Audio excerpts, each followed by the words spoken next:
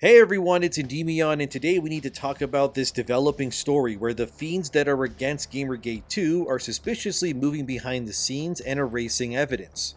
Beyond this, I got exclusive information on Ubisoft and things are more bleak than ever, as well as updates on the next Far Cry and more, and another weird update from Gfuel of all things. You'll see what I mean. Firstly, you all know what Gamergate 2 is. It's been going since March 2024 and it grows with every day. It's the single most powerful movement in gaming right now, eclipsing and burning down any attempt made by the games industry to inject social political messaging into gaming. It has had ruinous effects on the industry's profits by players simply refusing to buy things that push agendas, like so many games from Suicide Squad, Dustborn, Concord, and more. I wager had Gamergate 2 never happened, these games and more would have likely done better financially. But the reason being is simply because there wouldn't be a unified voice against the propaganda as it is right now. Obviously, some of the stalwart defenders of wokeness include Sweet Baby's co-founder Kim Belair, as well as now former Kotaku writer Alyssa Mercanti. I don't care much about these people. I feel like talking bad about them at this point, it's kind of like suplexing a child. It's just kind of like whatever at this point.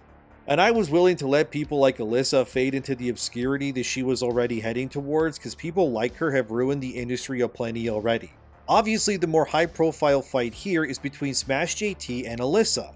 If you somehow don't know, Alyssa Mercanti filed a lawsuit against Smash for a lot of reasons, including defamation and harassment. These two have been battling it out like Megazords all year. It's not really my forte nor want to target someone like Alyssa, because in my opinion, there's far bigger fishes to fry in my line of work, but regardless, these two have been fighting all year pretty much. And now, there's a lawsuit. Smash JT also opened up a give, send, go for his legal fees to battle Alyssa and her lawyer, which, as of the making of this video, that give, send, go sits at around $54,000 of his required $25,000 needed for the legal case. So obviously Smash now has his legal funds covered for this battle against Alyssa and all of the other weirdos who are also attacking him. I'll link the Give Send Go fund in the description, by the way. This is important because this legal battle is paramount to the future of free speech, Gamergate, and the entire online movement to fix video games and more. If Alyssa were to win this case, which isn't likely, but let's play devil's advocate here and that she does win, this would open up a wound in the legal system that would allow any journalist or person who has been talked about on YouTube to any capacity to file legal retribution upon YouTubers, Twitter users, streamers, basically anybody. It would also encroach on your right to free speech, as these woke people could cry victim whenever they want to, and then try to fleece their detractors out of money, so obviously Smash JT is fighting back here, and it makes sense why.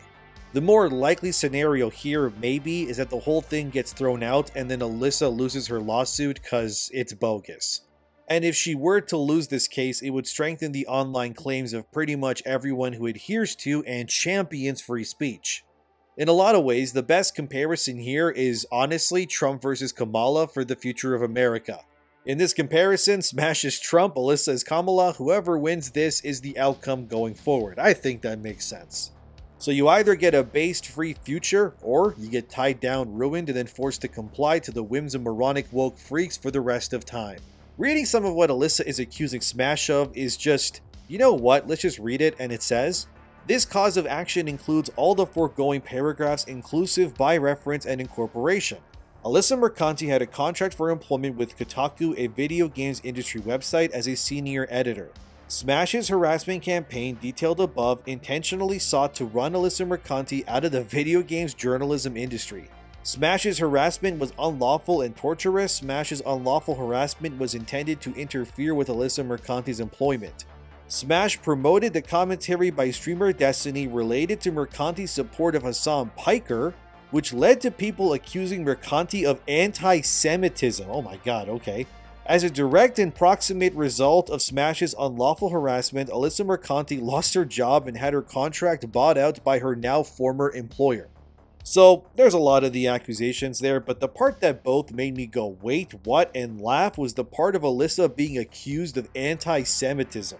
So here's the thing, whenever these documents get made for this kind of legal stuff, a lot of the info goes public on both sides. This is why you're seeing Smash's full legal name. Also, Alyssa incorporated Smash's home address too in the document, while purposely refusing to put her own address, claiming that it would cause her harm if her address was presented. But it was totally fine to put Smash's family's address where he has kids and everything else. Like I've been telling you, these people are deranged cultists, man. It's so weird. To think that you want to win this legal battle so badly that you would go as far as to publicly list your opponent's address for what reason exactly?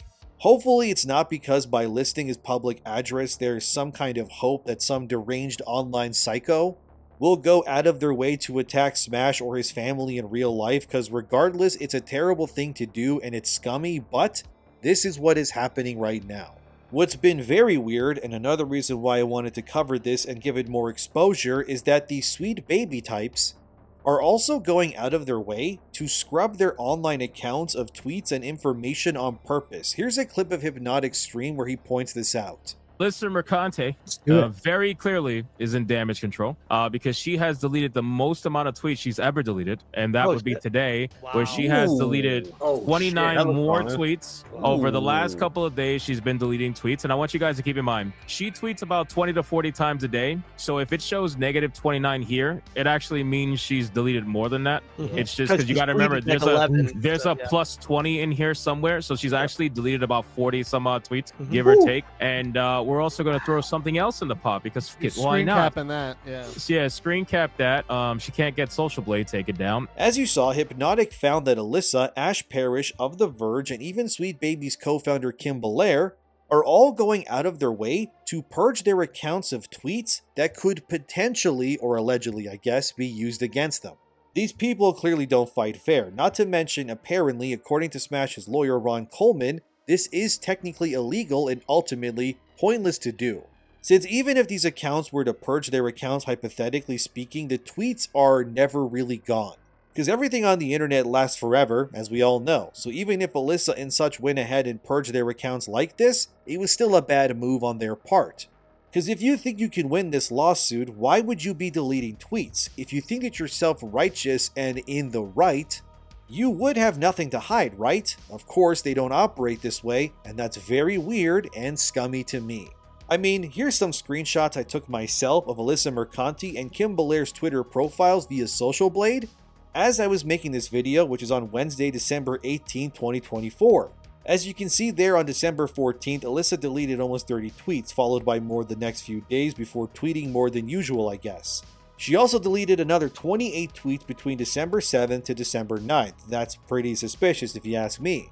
But Kim Belair, the co-founder of Sweet Baby Inc., man, this is just weird as hell. Like, look at this dude. She deleted 379 tweets in the past 30 days for an account that is protected and not many people have access to. That's weird, right? I think what's happening is these people who claim to be righteous are clearly hiding things on purpose. And according to Smash, who was on Flashcast last week with me and others, he claimed that he has people who have everything saved already. So these people deleting these tweets is, well, utterly pointless pretty much. Meaning that regardless of what they do, Smash already has the evidence, guys. What are you doing over there trying to burn these digital things when there's no point? Like, you do realize these things can be traced right back to you, right? You would think for being so-called professionals they would know better, but I guess not. But it's wild to know that Alyssa didn't leave Kotaku of her own volition, which she claimed, but was literally fired for being racist against Jewish people, apparently. You know how bad you gotta be for your brand that Kotaku, of all places, purges you? That's crazy, man. I don't think anyone in games in a public sense has had a more damning 2024 than Alyssa and Kim Belair. And let's be real, it's entirely of their own doing as well. I would say I feel sorry for them, but these people just refuse to ever have a conversation with anyone on this side of the aisle, and they vehemently dislike us. Whereas people like Smash, Yellow Flash, and side-scrollers have been very open about having these people on their shows so that they can talk candidly. But the fact that all these requests were rejected, it doesn't paint a nice picture for these sweet baby types. If you're unwilling to have a civilized conversation with those who are considered your detractors, then all you're doing is validating their opinions that go against you. Maybe they could turn the Gamergate 2 tide if they just opened up and spoke truthfully without all the smoke and mirrors. But that would require their ideologies to get placed under scrutiny, and most importantly, the power of true real-world unbiased logic would come crashing down on them like an explosive fist that they then can't run away from. And that's what I think the real reason why they refuse to talk to any of us, regardless where this stands currently, is that in my opinion anyway, Smash clearly has the upper hand here. The implications of a lawsuit like this are massive if they were to win, because it would effectively kill every single online discussion surrounding everything at once. We're talking no more videos on game news or celebrities, comments on real-world events. All of it would technically be placed under the same law-abiding tenets of this case. Which is why, personally, I don't think it will work for them at all, and ultimately, you're not going to be able to silence the entire internet because your feelings are hurt. Hell, I've gone viral a few times for some tweets of mine that got a ton of backlash, like my recent one on Siri, or that other one I did about the movie Blitz where I basically said nothing but laughed.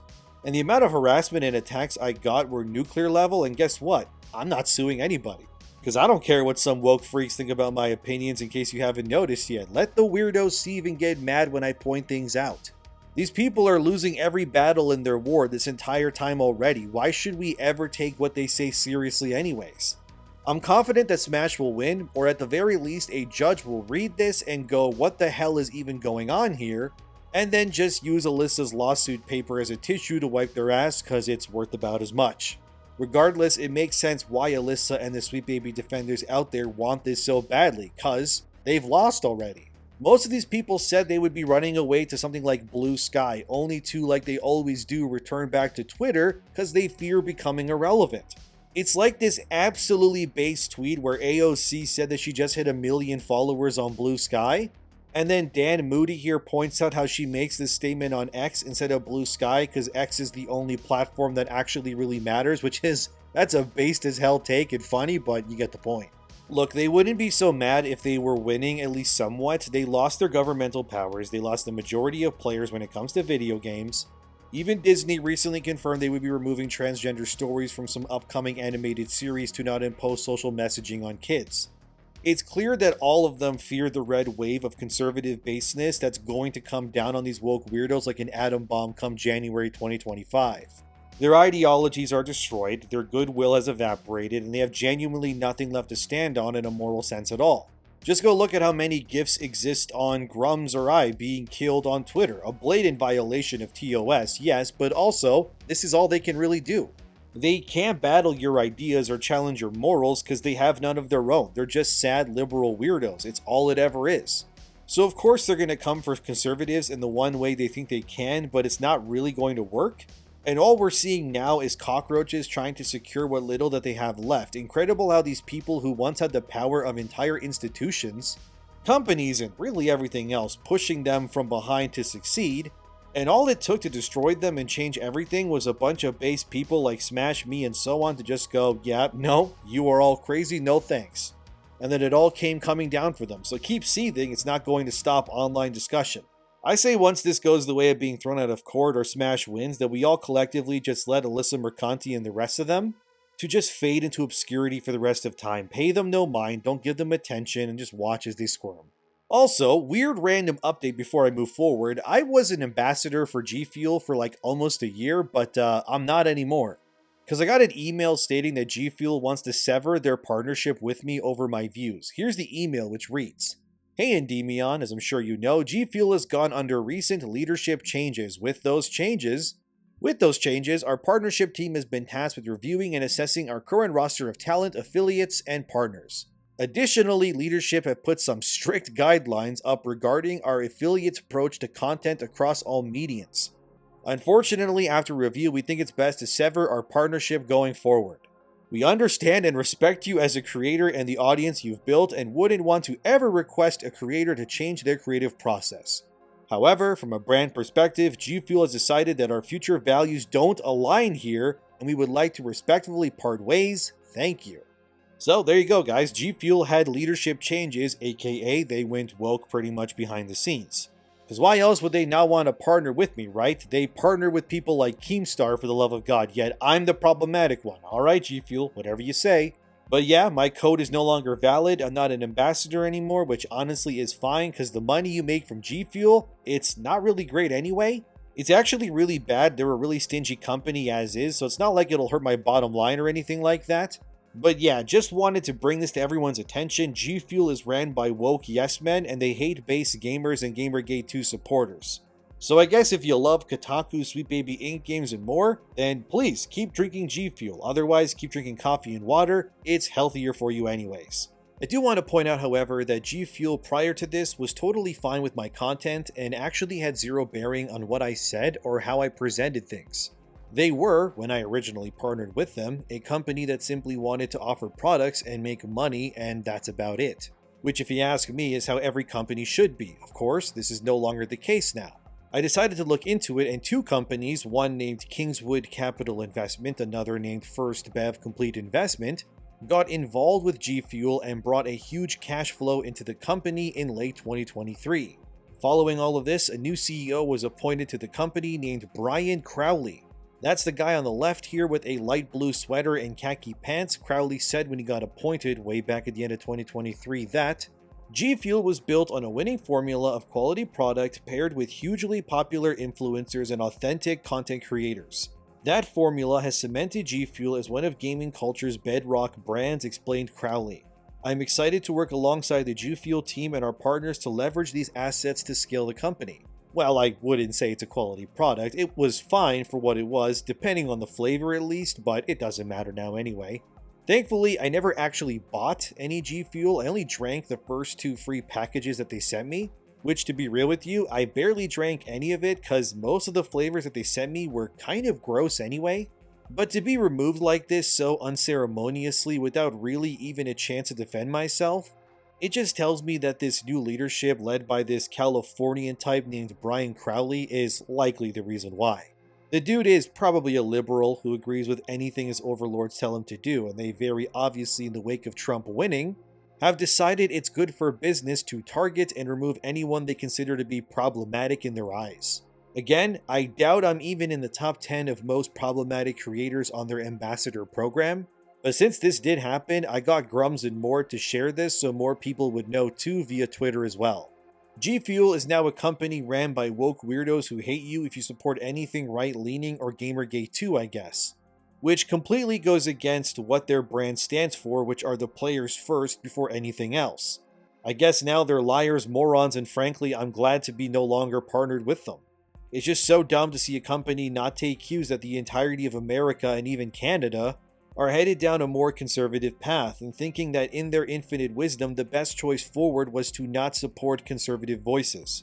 Hopefully I'm not the only one who gets kicked. I don't say that to ruin other creators' revenue in the future, but I do think if they start kicking more people from their program, hopefully people catch on and stop buying their slop.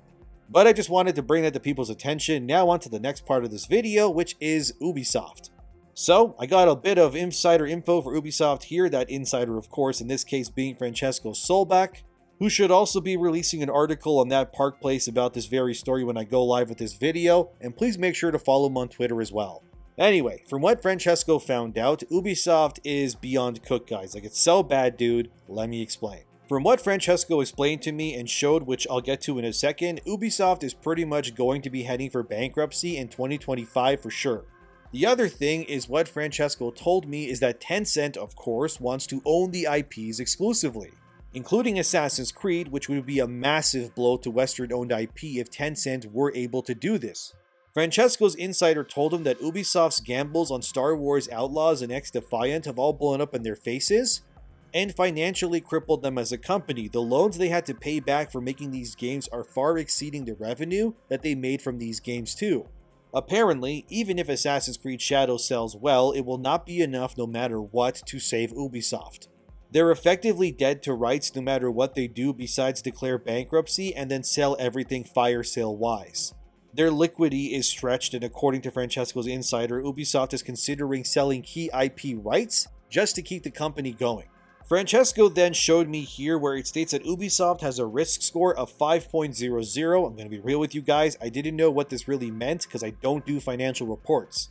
But according to Francesco, Ubisoft's net debt has exceeded $1.1 billion, which is up from $880.8 million in debt from last year. Not good. Yes, the interest is clearly exploding here. Francesco explained this to me like this: companies have investment grades. It's a rating given to companies or bonds that are low risk. And these companies are then considered financially stable and can also repay their debts. Basically, they're trusted by investors as good future investments. Then there's junk rating, or may even be called speculative grade. This is a rating for companies or bonds that are higher risk. These companies have trouble paying back debts, and investors are warned to potentially avoid these companies due to high risk of revenue being lost. There's also ratings for these companies that range from AAA, which is the best possible rating, all the way down to CC, which is very high risk. And then there's ratings in between like B+, B-, BBB+, AA-. You get the idea. As you go lower the alphabet, the worse the company is investment-wise pretty much. Francesco told me that Ubisoft currently, based on the situation right now, they're at a grade of B-, which is very bad for a company as large as them with as many employees as they got, but it gets even worse. Basically, Ubisoft is at the bottom of the barrel, they're in the abyss already, and in Francesco's own words, Assassin's Creed Shadows will decapitate Ubisoft when it releases, according to him. Another crazy thing Francesco found was that Ubisoft's employees, which currently sits at exactly 18,666 employees as of the making of this video, they cost Ubisoft about $746.6 million annually to keep them employed. And as you know, their company is about double their dev costs annually in debt right now. In terms of Skull and Bones, it gets worse. My other source told me that Skull and Bones costed around $600 to $800 million. Francesco, through his contacts, found the number to be somewhere between $650 to $850 million in total cost to create. So slightly more than I reported. Who are we kidding? 50 million is a lot more. Francesco does detail in his article that based on all of this info provided, Ubisoft is now technically sitting at a CCC rating, which just means they're screwed. If AAA is the best, yeah, CCC is dog water, friends. All of this combines to make Ubisoft sitting at a very, very terrible spot right now. Of course, beyond this, Ubisoft has detailed that they want to change their Far Cry series as well, assuming they live long enough to make that happen. According to Insider Gaming, one of these Far Cry games is an extraction shooter where players in teams would hunt one another while there's animals hunting everyone as you all go for loot in like a big open world setting. It would be, of course, another games as a service for Ubisoft, but knowing how piss poor Ubisoft servers usually are, I can already bet if this game does come out, it'll be awful at release and will need at least a year to properly fix it to be selling order. The other Far Cry game is the next mainline game after the Cuban-inspired Far Cry 6, which is confirmed to take place in Alaska. There's no Cillian Murphy, though that was rumored, but it's fake. However, the plot is that you play some guy or woman, I guess, whose family has been kidnapped by cultists who experiment on animals and children. And the idea of this next mainline game is that you have 72 real in-game hours to reach your family and save them before they're killed or worse by these cultists. Yep, it'll be the first Far Cry game with an actual in-game clock before it ends. I personally hate in-game timers. I actually avoid games that have these because I don't want a timer on how long I can play something. Just let me play the game at my own pace. But this whole article and this info, it just kind of feels like it was being released by Ubisoft on purpose to Insider Gaming to drum up hype and try to give the company some good PR news. But as it stands, yeah, according to Francesco, the entire company is dead to rights from their woke pandering, bad business practices, and subpar releases. But that's what I got for you today. The Gamergate 2 war has now gotten legal. They want to remove conservatives from the conversation completely. Gfuel severs ties with me, which is hilarious, and this Ubisoft stuff. Let me know what you think as always. Thanks for watching, subscribe, thanks to my supporters, and I'll see you guys in the next one.